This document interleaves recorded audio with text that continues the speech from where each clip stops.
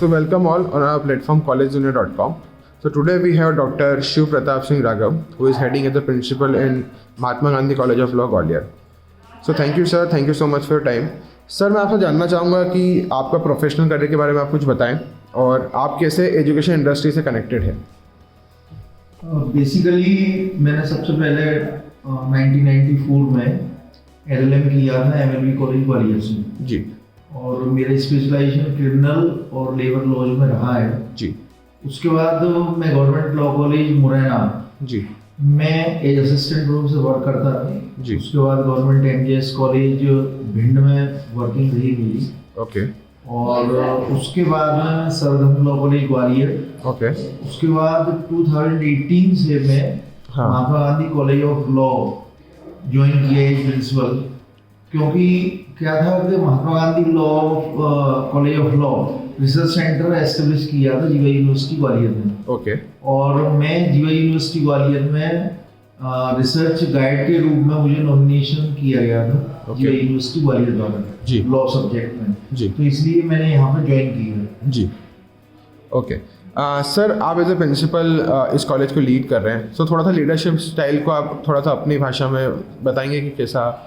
मैंने जब से वैसे तो क्या था कि ये ग्वालियर अंचल का जी प्राइवेट सेक्टर का सबसे पुराना लॉ कॉलेज है। ओके। और 1999 में जब जीवा यूनिवर्सिटी ग्वालियर में पहला BA LLB 5 year course Mahatma Gandhi college of law ने स्टार्ट किया। ओके। जो कि इस ग्वालियर चंबल डिवीजन में पहला लॉ कॉलेज था जिसमें 5 ईयर कोर्स था। ओके। उसके बाद में जब मैंने ज्वाइन की तो कॉलेज तो अपने आप में पहले से वेल एस्टेब्लिश था। ओके। मेरे ज्वाइन करने के बाद में मैंने जो मेरी फर्स्ट प्रायोरिटी थी वो थी रिसर्च के बारे में। तो कॉलेज एकेडमिक तो बहुत अच्छा रन कर रहा था, पर रिसर्च फैसिलिटी के बारे में मुझे डेवलपमेंट करना था, क्योंकि मैं रिसर्च गाइड के रूप में नॉमिनेशन हुआ था मेरा जीवा यूनिवर्सिटी ग्वालियर के द्वारा। ओके। तो मैंने यहाँ पर रिसर्च एक्टिविटीज को बढ़ावा दिया। ओके। और उसी क्रम में मैं जब से यहाँ आया हूँ तब से स्टेट लेवल, नेशनल और नेशनल वेबिनार और रिसर्च जर्नल पब्लिकेशन और कॉलेज का पब्लिकेशन खुद का वो स्टार्ट हो चुकी है। ओके। सर जानना चाहूँगा कि बच्चों की साइड से कैसे रिस्पांस मिलता है आपको लॉ पढ़ने के लिए। फॉर एग्जांपल बच्चों के पास बहुत सारी फील्ड होती है, फार्मेसी होता है, डॉक्टरेट होता है, इंजीनियरिंग होता है, तो अलग अलग फील्ड में अगर आजकल बच्चे देखते हैं तो लॉ के लिए कितना स्टूडेंट्स आपको लगता है कि इंटरेस्टेड रहते हैं और किस लेवल पे स्टूडेंट इंटरेस्टेड रहता है। जब से मैं आया हूँ इस लाइन में जी, तो मुझे एक बात की खुशी है कि मैंने ये मेरा क्वेश्चन चुना टीचिंग का। ओके।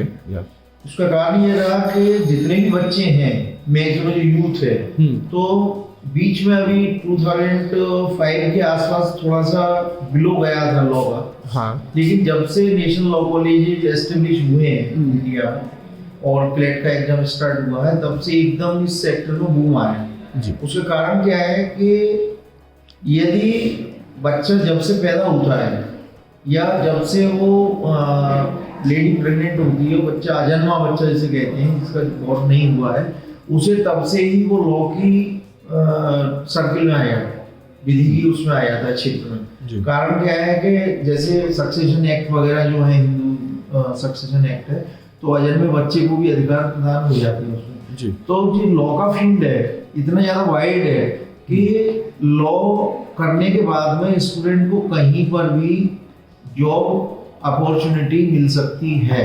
और जो अपने प्रधानमंत्री है नरेंद्र मोदी जी द्वारा जब से स्टार्ट किया है, उन्होंने अपना कार्यकाल शुरू हुआ है, तब से एक बात पर विशेष उन्होंने ध्यान दिया है, आत्मनिर्भर भारत जी। तो आत्मनिर्भर भारत के ऊपर तब हो सकता है जबकि प्रत्येक व्यक्ति आत्मनिर्भर और शिक्षित हो जाए।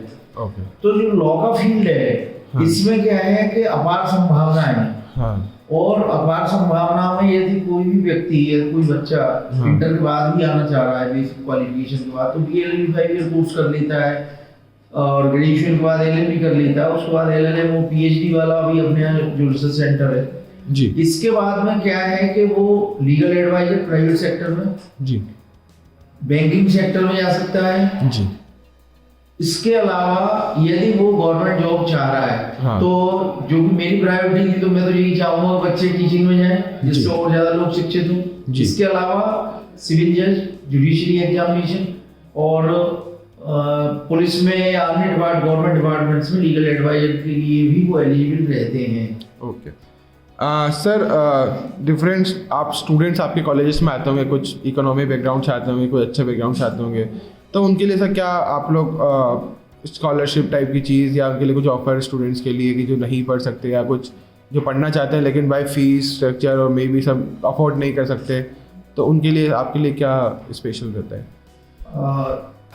मैं चूँकि इस कॉलेज से जुड़ा तो 2018 से हूँ जी। लेकिन इसके बारे में जानकारी जब से एस्टेब्लिश हुआ था तभी से मैं जान रहा हूँ। हाँ। तो जो हमारे संस्थापक चेयरमैन थे स्वर्गीय श्री दुर्गा सिंह जी तो जी, उन्होंने पहले दिन से एक बात महत्वपूर्ण इस कॉलेज के बारे में उन्होंने कह के रखा था। हाँ। कि इस कॉलेज में मैं जो नो प्रॉफिट नो लॉस की पॉलिसी पर कॉलेज चलाया, रन कराया जी, शुरुआत से जी।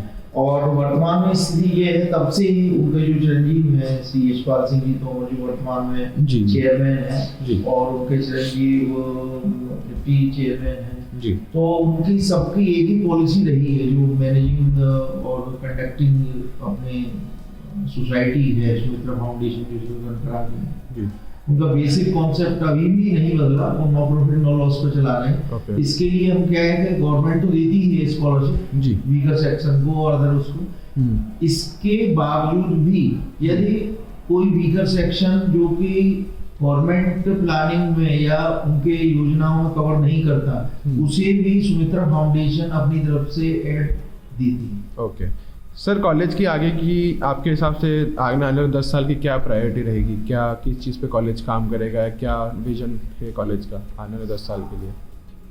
कॉलेज में क्या है कि वैसे तो हम ये चाह रहे हैं, जैसे अभी भी हो रहा है कि हमारे बच्चे बहुत सारी फील्ड्स में जा रहे हैं जी, और अलग अलग फील्ड्स में जाने का उनका जो उद्देश्य है वो मेन समाज सेवा का है। तो जो इस कॉलेज का एम रहा था संस्थान का कि नो प्रॉफिट नो लॉस, तो मैं इस दिशा में प्रयास कर रहा हूँ। जैसे अभी भी हम लोगों के frequently free legal aid camp लगते रहते हैं और permanent legal aid clinic college में है, उसमें जो ग्रास रूट लेवल पे लोगों को जस्टिस मिले जी, ग्रास रूट लेवल से ही स्टार्ट हो सब चीजें, उसके लिए हम बच्चों को मोटिवेट कर रहे हैं और ज्यादातर स्लम एरिया में हमारे लीगल एड कैंप रहते हैं और वहाँ पे जो शोषण है जी आम आदमी का या उनकी समस्याएं हैं उनके बारे में उठाने के लिए बच्चों को मोटिवेट करेंगे। चाहेंगे कि जो आज एक धारणा बनी हुई है कि न्याय अमीर आदमियों के लिए है, उस धारणा को खत्म करने के लिए हम प्रयास करेंगे, बच्चों को इस दिशा में ले जाएं कि उनके अंदर से ये भावना रहे कि जिस संस्थान से हम पढ़ के आए हैं, जो वहाँ का संस्थान का जो उद्देश्य था वही संस्थान के उद्देश्य को वो फुलफिल जी। सर बस एक लास्ट क्वेश्चन आपसे पूछना चाहूँगा मैं, आपकी तरफ से क्या एडवाइस रहेगी यंग स्टूडेंट्स के लिए जो लॉ के लिए आगे देख रहे हैं, पढ़ना चाहते हैं?